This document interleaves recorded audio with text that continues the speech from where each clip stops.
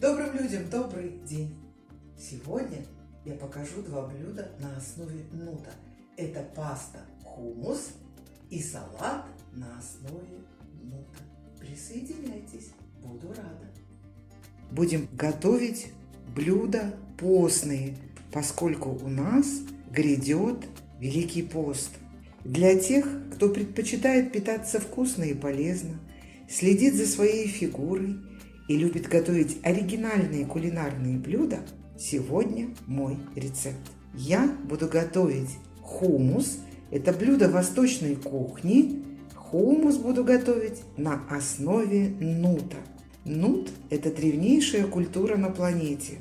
На наш рынок она пришла относительно недавно.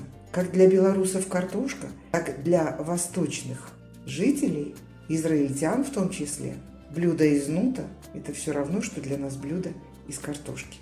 Нут – это непременный символ восточной кухни. Из него готовят национальные арабские блюда. Он широко используется в кулинарии Азии, Северной Америки и Северной Африки. Благодаря высокому содержанию белка нут может заменить мясо. При этом снижается жирность всего блюда, поэтому его активно используют в вегетарианской кухне и ведической кулинарии. Если регулярно употреблять в пищу турецкий горох, нут, то можно обеспечить организм всеми необходимыми питательными веществами, так как нут является полноценным источником фосфора, калия, магния. Этот продукт насыщает любое блюдо обезжиренным и при этом высококачественным белком. Как и другие бобы, нут богат растворимыми и нерастворимыми пищевыми волокнами. Нут можно употреблять в пищу в вареном и жареном виде, использовать при приготовлении консервов, кондитерских изделий. Лучше всего готовить отварной нут. Для того, чтобы приготовить хумус, я нут замочила на 12 часов в водичке. Горох разбух, и я его отваривала в течение 2 часов. Он получился довольно мягкий, раздавливается в руке. Многие, готовя хумус, очищают нут от кожицы, но я это делать не буду. Я все это пробью блендером до однородной массы. Для того, чтобы приготовить сегодняшнее блюдо, это блюдо не только вегетарианской кухни, но и постное блюдо, мне потребуется сок половины лимона, 300 граммов было у меня сухого нута, 40 грамм я прожарила на сковородке до золотистого цвета кунжута и зиры. Мне надо 3-4 столовые ложки оливкового масла и 3 зубчика чеснока, соль и специи по вкусу. Для своего блюда я возьму черный перец, копченую паприку и кунжут и тмин я уже взяла. Теперь кунжут и тмин я должна смолоть на кофемолке и сделать так называемую тахинную пасту. Вот давайте к этому и приступим.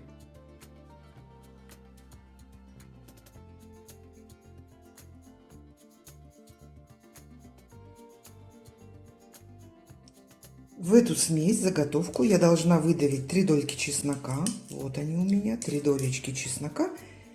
И все хорошенечко снова размешать. Вот такая заправка для хумуса. Пусть она немножечко настоится. Следующий этап моей работы. Я должна блендером измельчить отварной нут. Измельчив нут, я добавлю заправку и посмотрю по вкусу, доведу до вкуса. Ну, безусловно, это сухой горох. И буду в зависимости от желаемой консистенции добавлять бульон, в котором варился горох. Теперь я взбиваю нут, добавила частично бульончик немножко. Буду видеть, надо ли мне добавить еще. Если будет густовато, то буду добавлять. Посмотрите, пожалуйста, я не доставала блендер. Вот такое гороховое пюре у меня получилось то, что надо. А теперь я сюда, в эту чашу, волью мою заправку. Лимонный сок, оливковое масло, специи и снова буду взбивать.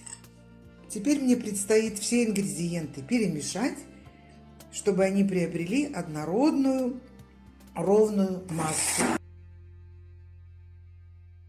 Паста готова.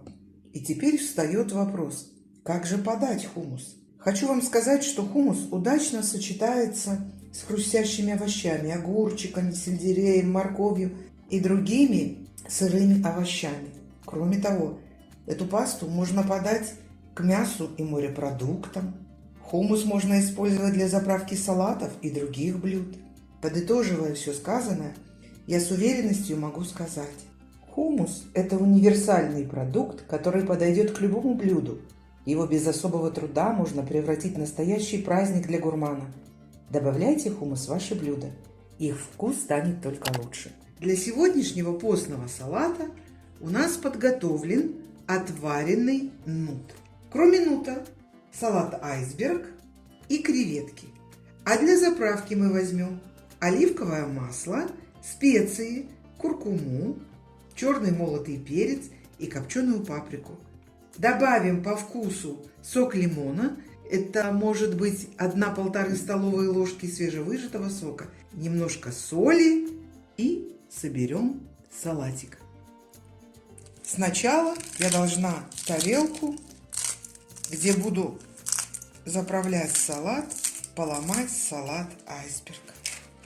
Все, салат готов. Теперь отправляем в тарелку нут. Посмотрите, какое великолепие уже получается. И следующий этап: я выкладываю креветки. Это будет не только вкусно, но это будет низкокалорийно и очень полезно. А следующий этап: мы будем готовить заправку для нашего салата. Следующий этап: мы делаем заправку для салата. Соль. Отжимаю немножко с лимонного сока. Я не хочу, чтобы это было очень кисло. Думаю, что где-то 1,5 ложки столовых сока достаточно. Затем добавляю оливковое масло.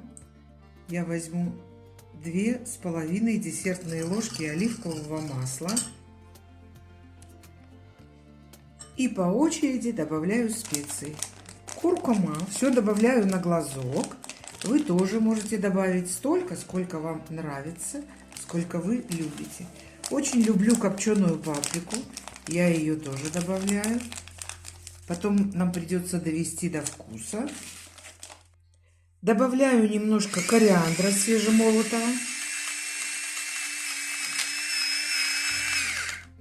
И еще добавляю молотый перец.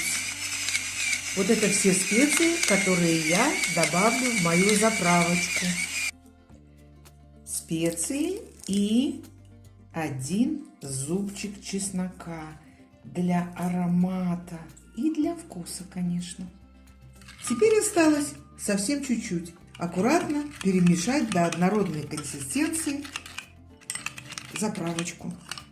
Смотрите, какая она красивая. Просто золотисто-янтарная. Красота. Вот такой вот чудесной заправочкой я заправляю мой салат. И буду красиво его подавать к столу моей любимой семье. Наш великолепный салат готов. Я желаю всем вам легкого и вкусного поста. Подписывайтесь на мой канал, нажимайте на колокольчик, ставьте лайки. Приходите, будем вместе готовить. Мне будет приятно. Добра и здоровья вам!